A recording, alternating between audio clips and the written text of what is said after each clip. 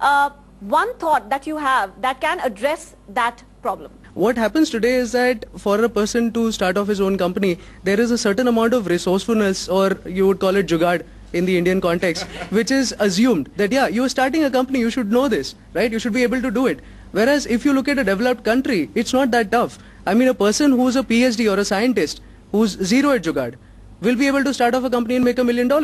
The need for jugaad needs to kind of go away. That's the point that's being made. As a solution, I think if there is one thing that should get started off, it's a helpline. It's an entrepreneur helpline that should be started off by the government as soon as possible and popularized. So there needs to be a media campaign around it where there is a one-stop shop where I can just call up a number. You have something to add?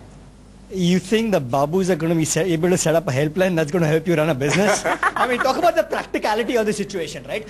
So you'd rather create documentation which gives out the steps in detail, gives out the FAQs in terms of, look, these are the challenges, these are the solutions. Maybe have some sort of an online forum where people help each other. Fine, organize it. So in there should one be booklet. literature. There should be literature. There could be a helpline. So as far as communication or knowing about what options are available for entrepreneurs, you know, perhaps that could solve the problem.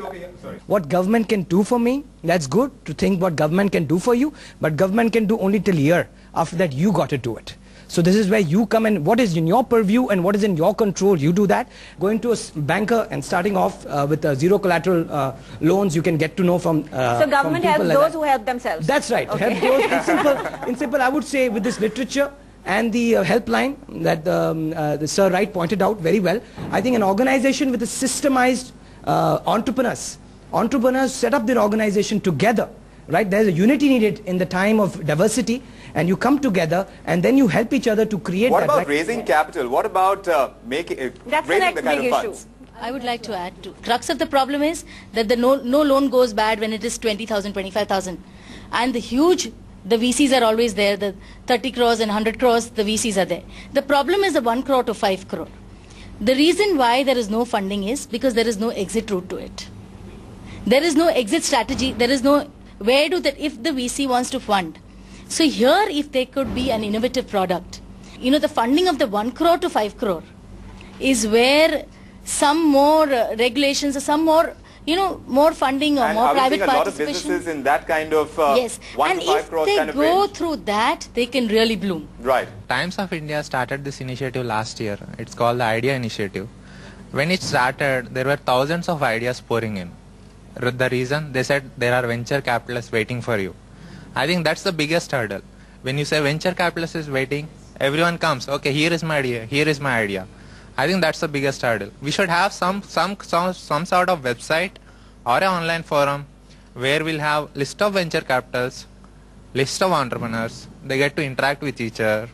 I think the problem here itself is an opportunity for an excellent entrepreneurial venture. If the government is not stepping in, why doesn't someone step in and provide the kind of help? The guys who've been there, like, you know, you people who've already set up stuff, if you all go ahead and come up with this as a venture, it would really help. Why are you asking about them? Why aren't you talking about yourself? Because don't you see that as an opportunity for yourself? Once I get there and make, get a good 2 or 3 years of experience, maybe I'll get into something like that. I'm saying you need a bit of experience before you get into this. I think what is lacking perhaps is a clear platform, which is not about providing information, but providing people. But if there's something can be done which lessens this time of 8 months of finding people. It's something that we started off by talking that, right, you know, finding the right kind of people to make that business work is also something that, you know, you don't find that easily. I'd just like to add to that. I think this problem is very intense, mainly for highly qualified people who want to be entrepreneurs. So if somebody is starting really young, if somebody is starting at 15 or 18 and is working upwards, then the kind of opportunity cost that you have for starting up the business is not that high. So therefore you can afford getting into a garage, you know, flipping around for 2 years, not worrying about the time that's passing by. But somebody who's leaving a job, you know, he's getting paid 20 lakhs a year. He's leaving that job, getting into business. He needs to move fast. Right? If things go slow, he takes 3 months to set up a company, he's going to ditch it and move on. The idea really is that anybody in this country who wants to start up and has a passion, I mean, that passion could be discovered at a later stage when you're working in, you know, as a top executive. But if you have the passion, you should be able to translate it with ease. I'm going to get to where the gentleman left off.